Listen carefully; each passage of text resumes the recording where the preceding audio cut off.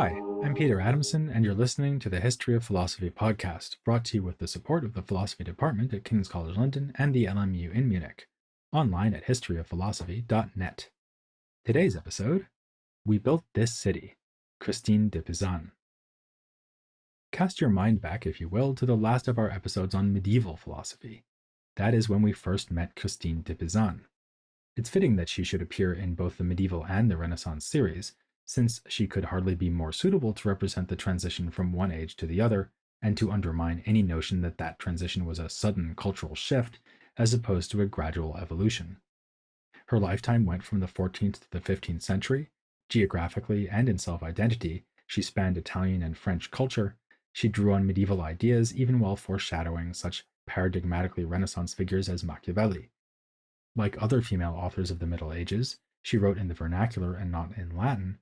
Unlike those other authors, she was not a beguine, a nun, or an anchorite, but an independent secular intellectual. In that earlier episode, we saw Christine attacking the misogyny and scandalous content of a 13th century text, The Romance of the Rose. This suggests a literary bent, something borne out by her writing career, which began with the composition of poetry.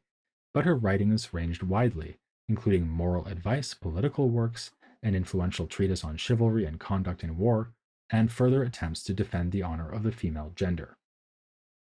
This multifaceted career was made possible by aristocratic beginnings. She called herself Christine de Pizan in honor of her father Tommaso, who hailed from the Italian town Pisano. At the nearby University of Bologna, Tommaso served as professor of astrology until he was summoned by the French king Charles V, when Christine was only 4 years old. It was in this setting that Christine grew up, absorbing the cultivated and urbane values of Charles's court, which boasted a massive library and supported the translation of Aristotle and other classical authors into French. Unfortunately for Christine, this auspicious beginning was followed by a series of personal and political disasters. Within the decades spanning from 1380 to 1390, the king, Christine's father, and her husband all died, setting off turmoil in France and in Christine's financial affairs. Her experiences in a series of lawsuits gave her cause to complain bitterly later on about lawyers and their treatment of women, but she was able to keep moving in aristocratic circles, associating herself with a series of patrons for whom she wrote many of her works. In the meantime, French political life was as unsettled as the bar tab at a miser's convention. The successor of the admirable Charles V was at first too young to rule, and then proved to suffer from mental illness, which meant a struggle by other contenders who wanted to hold the reins of power. Christine reacted to this situation in her writings, pleading for an end to infighting amongst the French nobility. The very titles of some of her works are telling: Lamentation on the Evils of Civil War, written in 1410, and the Book of Peace, written from 1412 to 1414. She's often working within the genre of writing known as mirrors for princes. Christine herself uses this metaphor, speaking of her Book of the Body Politic as a mirror in which a prince or other noble reader may see himself, the better to eliminate his vices. She is here drawing on a tradition that goes back to antiquity by way of such medieval authors as John of Salisbury and Giles of Rome. A core assumption of these works is that the state can flourish only when it is led by a virtuous ruler, and Christine certainly shares this assumption. Her Book of Peace, for example, is addressed to the grandson of Charles V. She holds up Charles as a paragon of 7 virtues that any ruler must possess, namely prudence, the excellence in practical reasoning, from which all the other virtues arise, followed by justice, magnanimity, fortitude, clemency, generosity, and truthfulness. Of course, we should all strive to possess these virtues, but they are especially incumbent upon the ruler, who is held to a higher moral standard than other people, because the welfare of the entire community depends on his character. In an age when some Italian cities were experimenting with republican forms of government, and, despite her own experiences of a chaotic and violent France, ill-served by the principle of inherited monarchy, Christine continues to assume that the best rule is exercised by a single man. She's also a big believer in breeding. God may have created all humans equal, but those of a noble lineage have acquired better traits through their ancestry, just as some animals are more noble than others. Rather than questioning such elitist assumptions, she presupposes them as she tries to persuade her noble reader to strive for virtue. It is not enough to be descended from good, noble, and valiant people, she writes, if one is not like them oneself, in goodness and conduct. Yet Christine is not envisioning an autocracy guided by nothing but the autocrat's own integrity. Instead, she frequently warns that the ruler must take advice from reliable advisors, who should themselves be of good character. Vicious advisors can do just as much harm as vicious rulers if they manipulate the ruler for their own ends, usually by playing on whatever moral weaknesses they can find in the ruler. Often, thinks Christine, war is the dire result of such wicked advice. Her constant refrain is that the ruler must ponder the havoc unleashed by war and never be overly confident of his chances in a prospective battle. Military engagements are decided in large part by fortune, after all, and fortune is more powerful than even the strongest monarch. This is not to say that Christine is a thoroughgoing pacifist. Echoing the medieval ideas about just war we examined way back in episode 247, she states that war may be rightly waged only in order to uphold justice, punish injustice, or recover land or other goods that have been stolen. However, she adds something new by connecting the theme of war to the importance of good advice. What makes a war just, in Christine's view, is not just the cause over which it is fought, but the procedure through which it begins. A ruler should pay careful heed to his counsel and only begin a war after giving the enemy a chance to justify himself. It's worth noting that in her pleas for peace, Christine lays special emphasis on the potentially damaging consequences for the ruler himself. This fits with an overall characteristic of her political writings, namely their appeal to the self-interest of her noble readers. For example, she explains that the wealthy should treat poorer citizens well simply because otherwise the underclass may rise up in revolt. Perhaps because of the political context, in these works she tends to emphasize practical, not theological virtues, encouraging that the ruler engage in action rather than prayer. She warns occasionally that vice will be punished by God, but more commonly that it will be punished by events, and defines her goal in the Book of Peace as helping a young noble to improve himself in respect of soul, body, and reputation. This hard-headed, if not cynical, approach seems a departure from the writings of the earlier medievals, and even an anticipation of what we will find in Machiavelli. Her use of classical sources, ranging from Aristotle to Ovid, Seneca, Cicero, and Boethius, likewise seems to foreshadow the more elaborate classicism of Machiavelli. One cannot help but be pleasantly surprised that a woman was in a position to write such innovative and learned works. Her contemporaries were a bit taken aback too.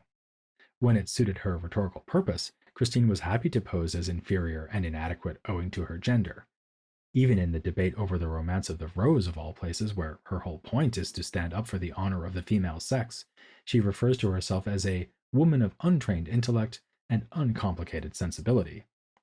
But a story found in another work called The Vision sounds more convincing as a representation of the real Christine. One day, a man criticized my desire for knowledge, saying that it was inappropriate for a woman to be learned, as it was so rare, to which I replied that it was even less fitting for a man to be ignorant, as it was so common. That's probably my favorite single passage in all of Christine's writings, but I'm biased because it comes from her most obviously philosophical work. The Vision is a contribution to another genre familiar from the Middle Ages, in which the author recounts an allegorical dream. It has its ancient roots in Plato and Cicero, with medieval examples including Langland's Piers Plowman and, of course, the Romance of the Rose itself. The thematic unity and purpose of Christine's vision is at least as difficult to pin down as with either of those poems. Thankfully, it begins with a helpful introduction by Christine, explaining the meaning of some of the symbolic characters and imagery. The body of the work opens with a section on the history of France, followed by a survey of ancient philosophical ideas, and finally, a kind of autobiography of Christine herself. To some extent, the point of this is pretty obvious. Christine is describing the way that fortune has its unpredictable way with earthly affairs. Her own life story in the final section mirrors the roller coaster of prosperity, warfare, and deprivation depicted in the first part on French history, and in the middle, the exposition of ancient philosophical theories conveys the equally haphazard attempts of philosophers to discern the truth. That part of the vision is also, of course, a demonstration of Christine's own learning.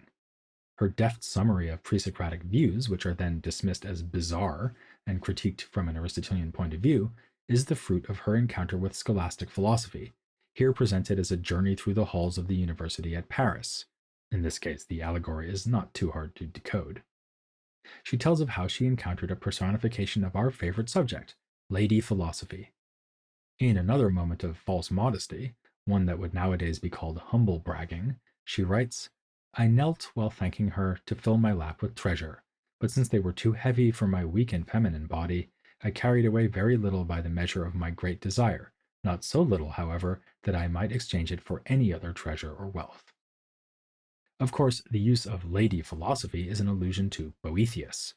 His Consolation of Philosophy inspired a number of medieval authors to write dialogues featuring a female personification of philosophy, nature, or some other abstract concept, educating a character who stands in for the author him or herself. This is typical of Christine's vision, which refers self consciously to a wide range of earlier authors. Even the first sentence is an obvious echo of the opening line from Dante's Divine Comedy.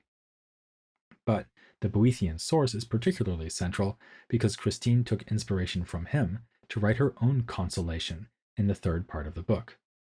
After a fairly long autobiographical lament, which is a source for some of the information I mentioned earlier in this episode, for instance, her legal battles and her father's interest in astrology, Lady Philosophy gives her some tough love.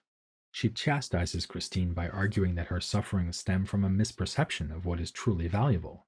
In part, happiness can be attained just by looking on the bright side, as illustrated most strikingly by the suggestion that her husband's early death had a silver lining, namely that it gave Christine more time for her learned studies. But most important is to abandon desire for earthly riches, pleasures, and other goods, focusing instead on God as the true and perfect good. That's pretty typical advice that you might get from any number of medieval and Renaissance authors, even if it takes on special resonance for us, since it situates Christine within the wider debate we've been discussing as to whether external goods like family and health have any true value. But more distinctive of Christine is the way this advice is subtly woven into an extended meditation on epistemology. Let's turn back to the second section, the bit about the history of philosophy. There, Christine is discoursing with another allegorical personification whose identity is revealed only at the end of the section, Dame Opinion, who is responsible for the various convictions we all come to hold. Philosophical theories are only one example. Dame Opinion also claims credit for inspiring religious beliefs, as well as political aspirations and plans. In fact, she complains that Christine has elsewhere been too impressed by the power of fortune, when it is she, Opinion, who is most often the true driving force behind historical events. It is, according to Christine, in the nature of opinion that it lacks certainty. This is not to say that opinions must be false or counterproductive.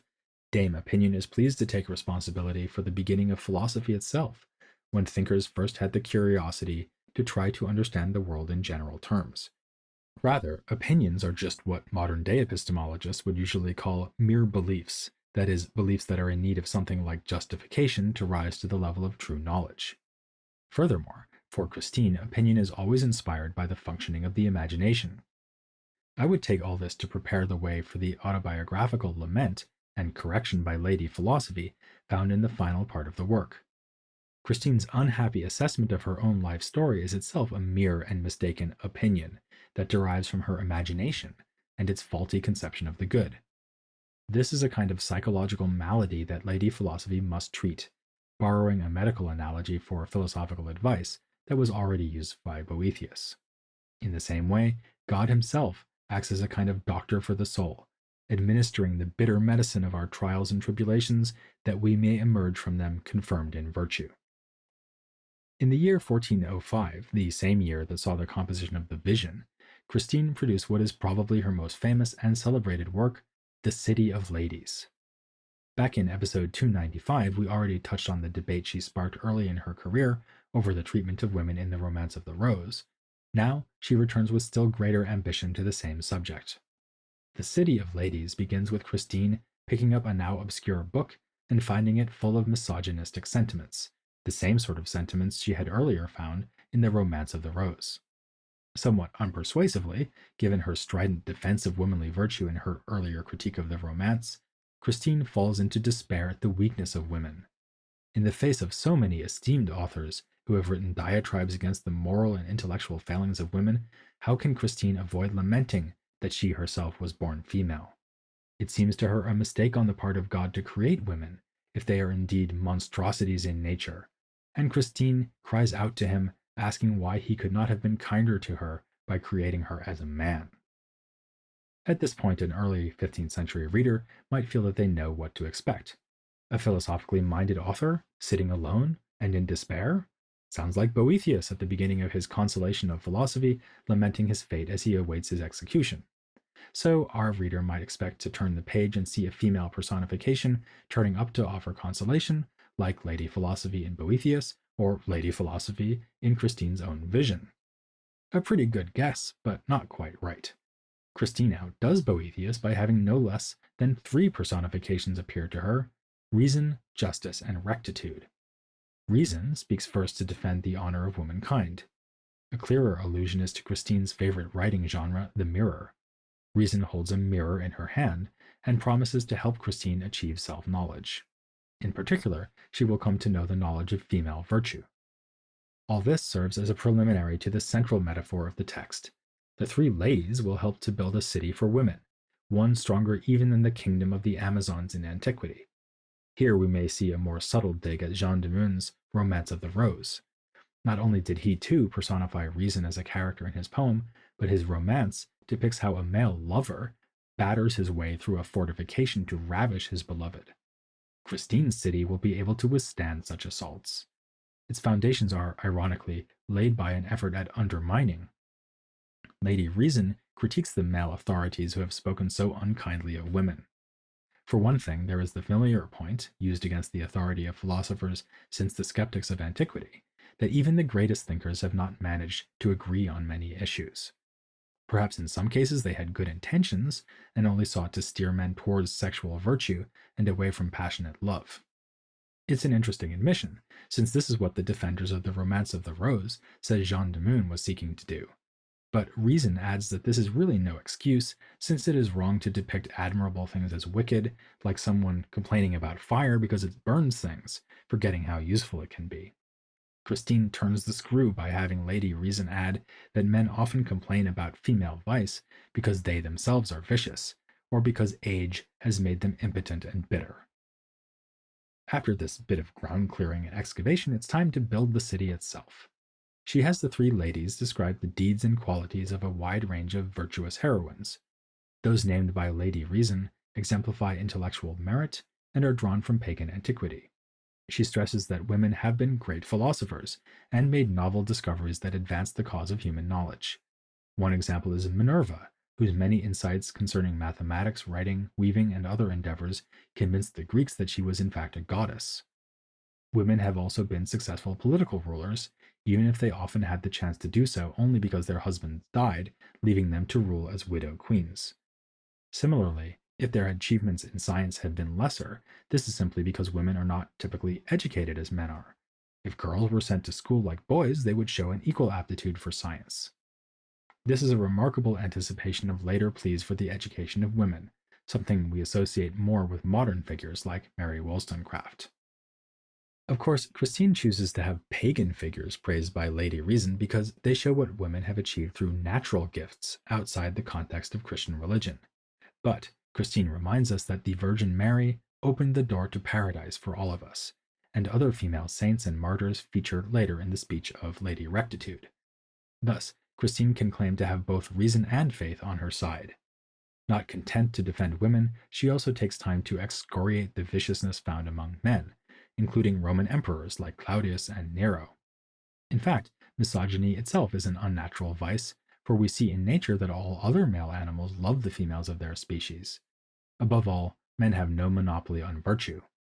To the contrary, women's bodily weakness is compensated by their moral character, something Christine compares to the way that Aristotle is said to have been profoundly ugly, something compensated by his brilliance.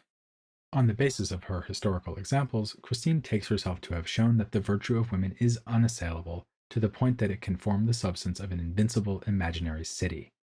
This city is built to last, and last it will, so long as her women readers are inspired to be virtuous themselves. Next time, we'll turn to some other women who weren't content to be readers, but also established themselves as writers. It was a remarkable and, no doubt, largely unforeseen result of the Italian humanist movement that a number of Italian women achieved sufficient education and showed sufficient ambition that they were hailed for their eloquence and brilliance. Who were they? What did they achieve, and how did their contemporaries react? I've had a dream vision that tells me you'll join me next time to find out, here on The History of Philosophy Without Any Gaps.